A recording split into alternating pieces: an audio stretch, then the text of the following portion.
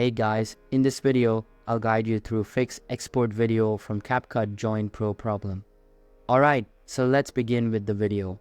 If you're using CapCut's free version, you may encounter a message when trying to export your video, indicating that the export option is unavailable without a Pro subscription.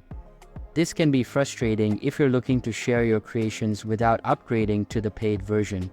However, there's a workaround that allows you to export your video using the free version of CapCut. After completing your edits, close the CapCut application. Then, disconnect your internet or Wi-Fi. Once your internet connection is disabled, reopen CapCut. Now, when you try to export your video, you should be able to do so without seeing the pop-up message about upgrading to the Pro version. I hope this solution helps you to continue using CapCut effectively without needing to purchase a Pro subscription. So that's basically fix export video from CapCut Join Pro problem. So that's all for this video. If you find it helpful, consider subscribing and giving this big thumbs up, and I'll catch you in the next one. Thanks.